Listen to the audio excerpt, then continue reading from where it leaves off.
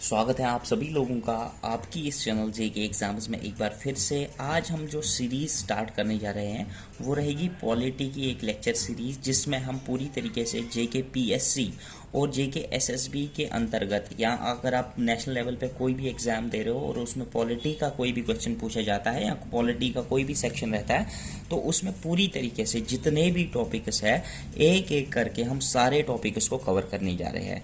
सबसे ज़्यादा यहाँ पर अगर ज़रूरी बात की जाए तो हम देखेंगे हमें पढ़ना क्या है, उसके बाद ही हम स्टार्ट करेंगे पूरी तरीके से ये लेक्चर सीरीज़। ये लेक्चर सीरीज़ कम से कम 10 से 15 वीडियोस में डिवाइड करके हम अपलोड कर लेंगे और आपको पूरी तरीके से इस पर फ़ायदा मिलने वाला है। अगर आप इस चैनल पर पहली बार वीडियो देख रहे हो तो चैनल को ज़रूर सब्सक्राइब करके जाना और वीडियो को एक लाइक दे देना अगर आपको लगता है।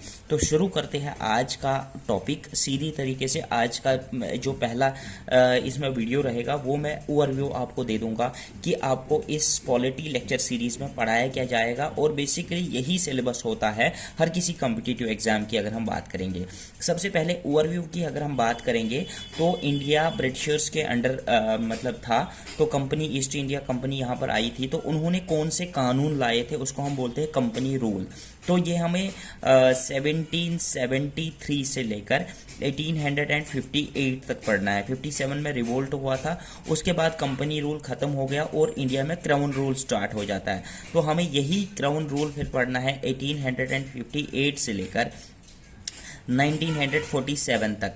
कौन से कानून बनाए थे, कंपनी ने कौन से कानून बनाए थे, और उन कानूनों को हमने फर्दर बाद में किस तरीके से इम्प्लीमेंट किया, किस तरीके से अमेंडमेंट किया, वो चीज़ें हमारी कॉन्स्टिट्यूशन में किस तरीके से इनकलकुलेट की गई है। तो ये सारी चीज़ें हमें ओवरव्यू में पढ़नी है। जब आपको बेसिक ओवरव्यू समझ में आ जाएगा उसके बाद हम स्टार्ट करते हैं मेकिंग ऑफ इंडियन कॉन्स्टिट्यूशन। हमारा कॉन्स्टिट्यूशन जो इंडिया का है वो किस तरीके से बनाया गया, उसमें किस किस प्रोसेस से गुजरना पड़ा, किस तरीके से डिमांड की गई, किस तरीके से कमिटीज बनाई गई, और फाइनली किस तरीके से कॉन्स्टिट्यूशन फ्रेम किया गया। ये हमें इस वीडियो में आपको आगे जाके इस लेक्चर सीरीज में मिलेगा।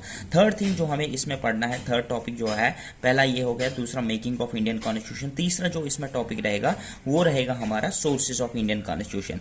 मतलब हमने दुनिया के किस किस कॉन्स्टिट्यूशन से कौन कौन सा चीज अडॉप्ट किया है। आप अक्सर ये क्वेश्चन अपने कॉम्पिटिटिव एग्जाम में देखते होंगे, तो वो चीज़ हम इस लेक्चर सीरीज में इनकलकुलेट करने जा रहे हैं। फिर इसके बाद एक और इम्पॉर्टेंट टॉपिक आता है कि हमारे कॉन्स्टिट्यूशन जो हमारा फ्रेम हो गया कॉन्स्टिट्यूशन, उसके साइलेंट फीचर्स है, जैसे पार्लियामेंट्री फॉर्म ऑफ ये गवर्नमेंट है, इसी तरीके से कुछ साइलेंट फीचर्स हैं हमारे, लेंथीएस्ट रिटन कॉन्स्टिट्यूशन है। तो वो सारे फीचर्स को हम पूरी तरीके से इस सीरीज में इनकलकुलेट करने जा रहे हैं। उसके बाद अगर हम टॉपिक नंबर 5 की बात करेंगे तो उसके बाद हम पढ़ेंगे कि parts of Indian constitution. Indian constitution जब बनाया गया तो इसको कितने पार्ट्स में डिवाइड किया गया, किस तरीके से इसमें चैप्टर्स रखे गए। उसके बाद हमें आता है सिक्स्थ जो टॉपिक हमारा आता है शेड्यूल्स ऑफ इंडियन कॉन्स्टिट्यूशन। अक्सर आप देखोगे कि आपको क्वेश्चन पूछा जाता है कि ये वाला पोर्शन किस शेड्यूल ऑफ कॉन्स्टिट्यूशन से बिलोंग करता है। तो वो जब हम वहाँ पर पहुँच जाएंगे मैं आपको शेड्यूल भी समझा दूंगा और इंडियन कॉन्स्टिट्यूशन में कितने शेड्यूल्स है, किस तरीके से है, और उनको याद करने के लिए एक छोटी सी फार्मूला भी है, वो भी मैं आपको पूरी तरीके से समझा दूंगा।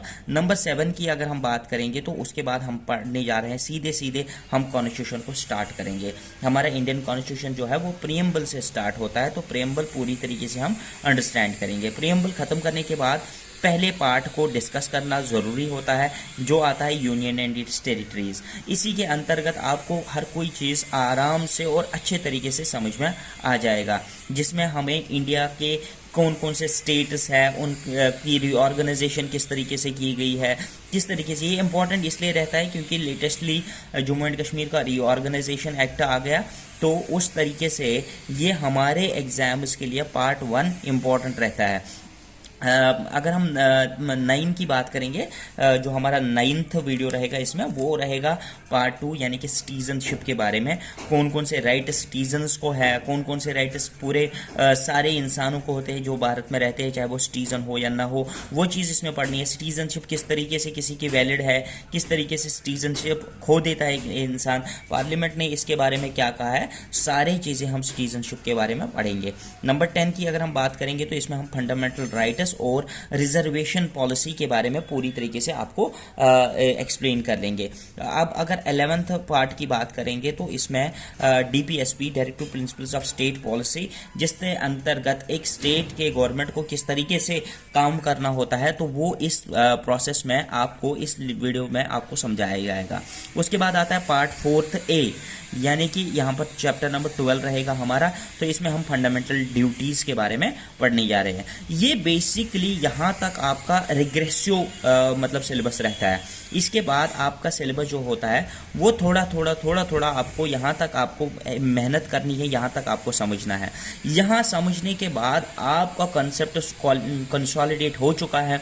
अब आपको 50% मार्क्स आपने गेन कर लिया। अगर 10 नंबर का पेपर आता है पॉलिटी से तो 5 नंबर आपके यहाँ से, 6 नंबर आपके यहाँ से बन जाते हैं, 4 ही नंबर अब रहते हैं।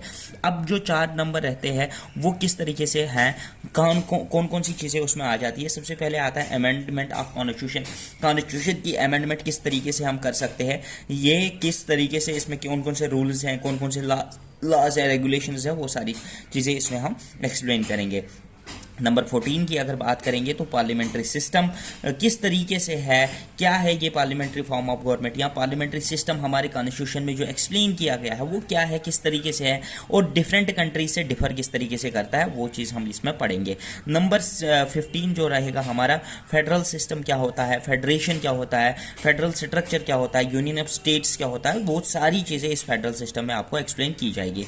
नंबर 16 की अगर बात करेंगे तो प्रेसिडेंट को एक्सप्लेन किया जाएगा, प्रेसिडेंट के वीटो पावर्स को एक्सप्लेन किया जाएगा, प्रेसिडेंट किस तरीके से एक्स ऑफिशियो, सारी चीज़ें प्रेसिडेंट के बारे में जितनी भी चीज़ें हैं इंपॉर्टेंट कॉम्पिटिटिव एग्जाम के हिसाब से, वो सारी चीज़ें आपको यहाँ पर एक्सप्लेन की जाएगी। उसके बाद नंबर 17 की अगर बात करेंगे तो वाइस प्रेसिडेंट के बारे में पूरी तरीके से एक्सप्लेनेशन मिल जाएगी। नंबर 18 की बात करेंगे तो प्राइम मिनिस्टर, नंबर 19 की बात करेंगे तो काउंसिल ऑफ मिनिस्टर्स, नंबर 20 की अगर बात करेंगे तो यहाँ पर आपको पार्लियामेंट पढ़ना है, और नंबर 21 की अगर हम बात करेंगे लास्ट में तो पंचायती राज के बारे में और म्यूनसिपलिटीज़ के बारे में। लास्ट में एक और टॉपिक इसमें बचता है जो लेटेस्टली इनकैलकुलेट किया गया है, वो है जम्मू एंड कश्मीर रीऑर्गेनाइजेशन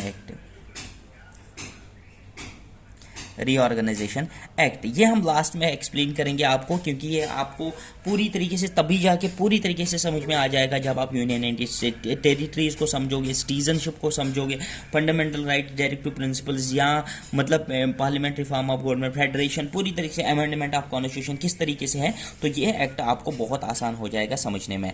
मिलते हैं आपसे नेक्स्ट वीडियो में, जिसमें पूरी तरीके से हम स्टार्ट करेंगे ओवरव्यू, जिसमें कंपनी रूल और क्राउन रूल को पूरी तरीके से एक्सप्लेन करेंगे। अगर आप इस चैनल पर नए हो, पहली बार वीडियो देख रहे हो, तो प्लीज़ चैनल को सब्सक्राइब करिएगा, वीडियो को शेयर करिएगा अपने दोस्तों के साथ। अगर आपको अच्छा लग रहा है कि हम अच्छा पढ़ा रहे हैं और अच्छी कोशिश कर रहे हैं आप लोगों के लिए, तो stay here, stay tuned for the next video. Thank you.